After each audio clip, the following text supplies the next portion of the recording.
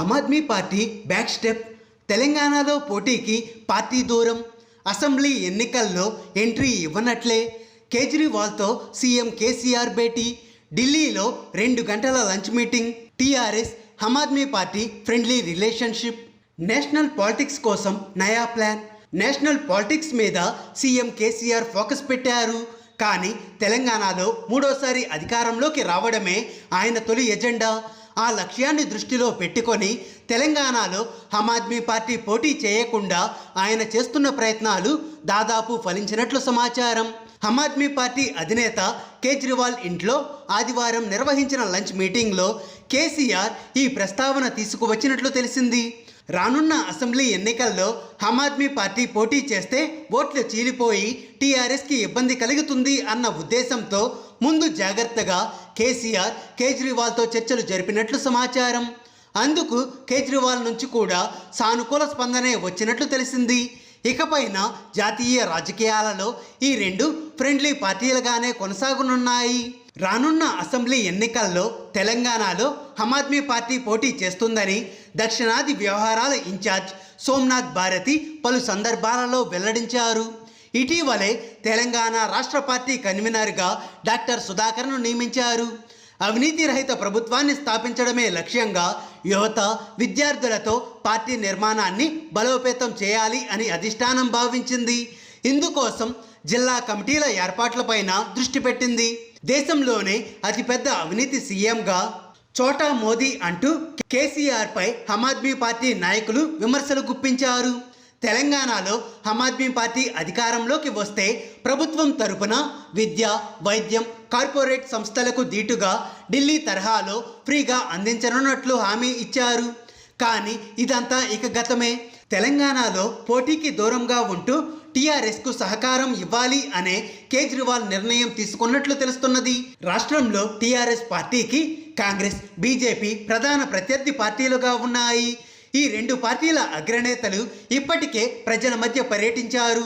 భారీ సభలు, పాదయాత్రలతో ఎన్నికల సమయానికి మరింత ఉధృతంగా ప్రజలలోకి వెళ్లేలా ప్లాన్ చేస్తున్నారు. మరికొన్ని చిన్నా చితకా పార్టీలు కొత్తగా అడుగులు పెడుతున్నాయి. వాటితో పెద్దగా ఒరిగేది ఏమీ లేదు అనే భావన టీఆర్ఎస్లో వ్యక్తమవుతున్న ఆమ్ ఆద్మీ పార్టీ తరపున కేజ్రీవాల్ కూడా ఎంటర్ అయితే పరిస్థితుల్లో కాస్త బలంగానే మార్పులు వస్తాయని అధికార పార్టీలో గుబులు ఉంది. ఢిల్లీ నుంచి ప్రయాణం మొదలుపెట్టి పంజాబ్లో పాగా వేసిన ఆ పార్టీ తెలంగాణలో పోటీ చేస్తే ఓట్లు చీలిపోతాయని, దీనితో టీఆర్ఎస్కు నష్టం కలుగుతుంది అనే భావనతో ఇప్పుడు టీఆర్ఎస్ పార్టీకి ఆమ్ ఆద్మీ పార్టీ ఫ్రెండ్లీ పార్టీగా మారినట్లు వార్తలు వినిపిస్తున్నాయి. ఢిల్లీలో విద్య, వైద్య రంగాలలో సీఎం కేజ్రీవాల్ అమలు చేస్తున్న విధానాలను కేసీఆర్ ఇప్పటికే ప్రశంసించారు.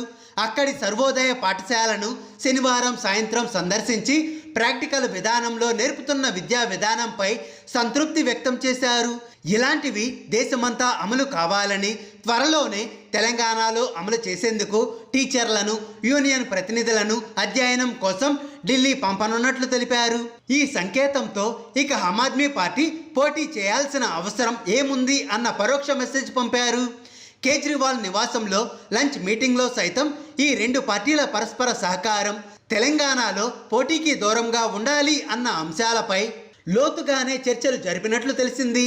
తెలంగాణలో ఢిల్లీ విధానాలు అమలైతే అది ఆమ్ ఆద్మీ పార్టీ క్రెడిటే అనే ఉద్దేశంతో ఆ పార్టీ అసెంబ్లీ ఎన్నికల్లో నామమాత్రపు పోటీకే పరిమితమయ్యే ఛాన్స్ ఉంది.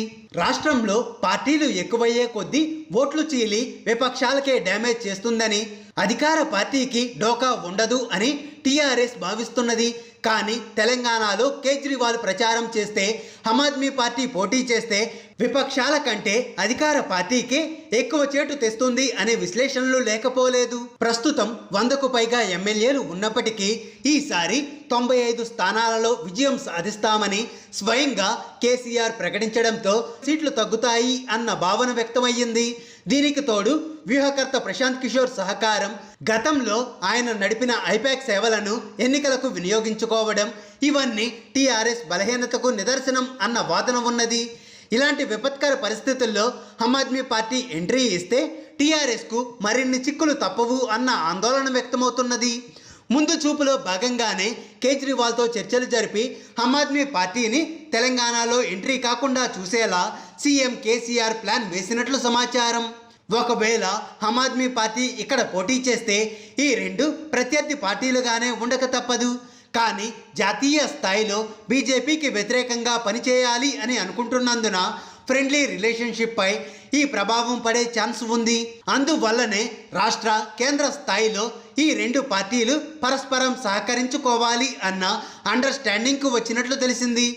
రానున్న కాలంలో ఈ రెండు పార్టీల వైఖరిపై మరింత స్పష్టత రానున్నది. హాయ్ ఫ్రెండ్స్, మా టుడే టుమారో యూట్యూబ్ ఛానల్ చూస్తున్నందుకు చాలా థ్యాంక్స్. మరిన్ని లేటెస్ట్ వీడియోస్ కోసం వెంటనే సబ్స్క్రైబ్ చేయండి. అలాగే ఈ బెల్ని కూడా రింగ్ చేసేయండి. మా నోటిఫికేషన్స్ అన్ని మీ మొబైల్లో వస్తాయి.